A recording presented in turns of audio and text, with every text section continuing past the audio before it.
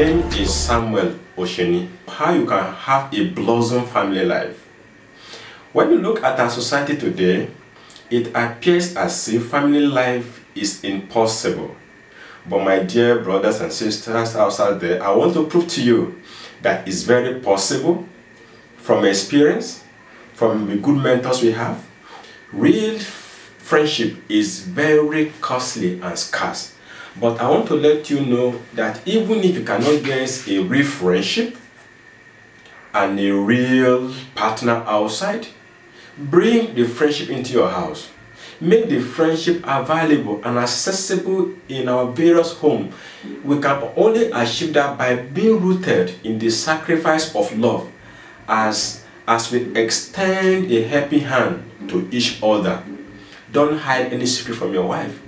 Any challenge you have, share it with your spouse, because she or he is the most closest person to you. I want to give you 5 steps of getting the best out of your man.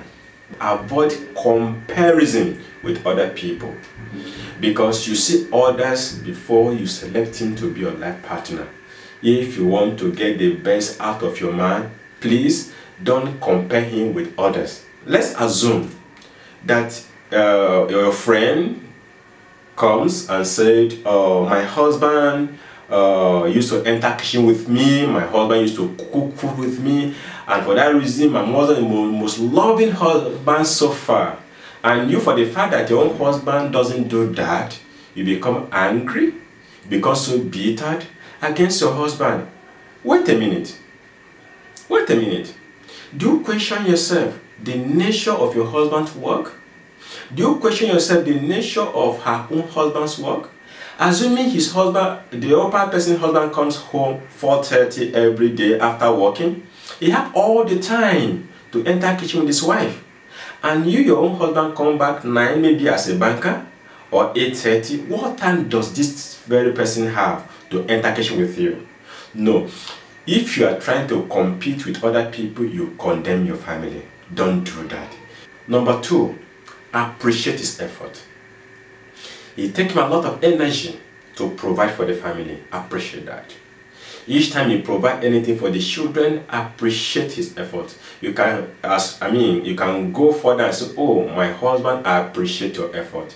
If the world will, if the world will come back again, I will remarry back to you. If the marriage is heaven, you are going to be the man I will see, I will still appreciate to get married to. Appreciate his effort. Buy you gift, appreciate it.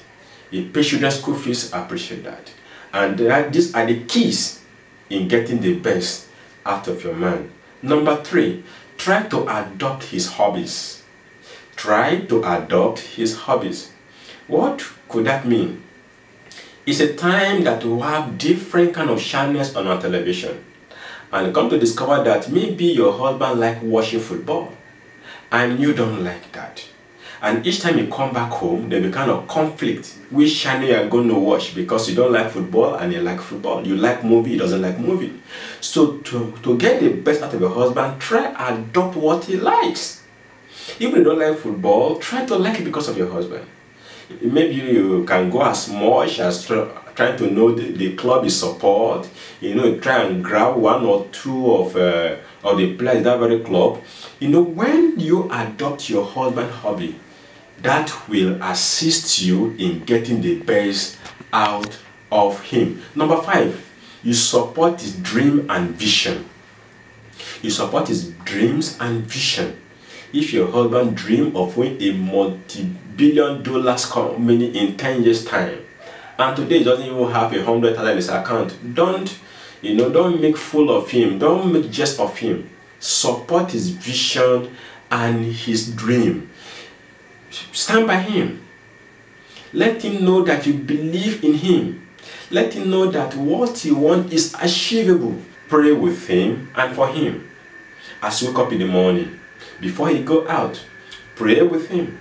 Seek God's face. Create the outing of your husband on a daily basis into God's hand.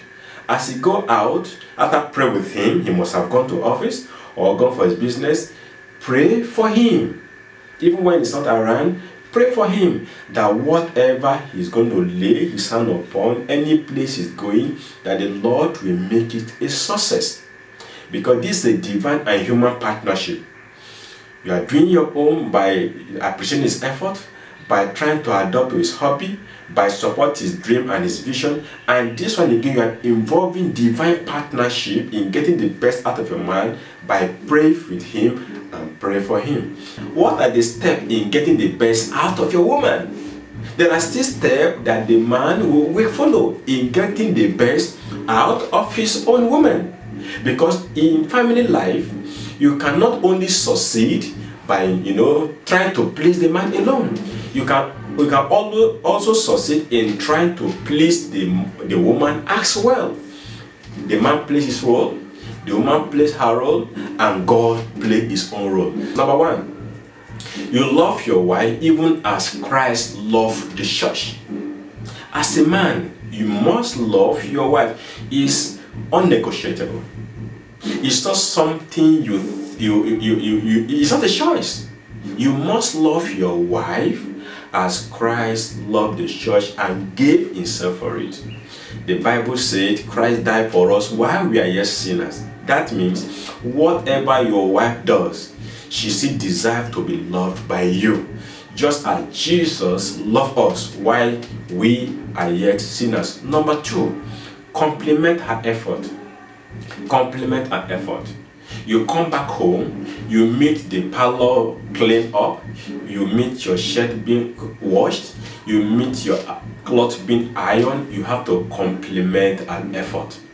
Thank the Lord for her. You may end up saying, oh, my wife, oh, I appreciate your work. Oh, you can make this house so clean like this. I assume we bought this curtain newly today. Oh, I thank God for you. I appreciate it. In fact, come and hug me. Compliment her effort.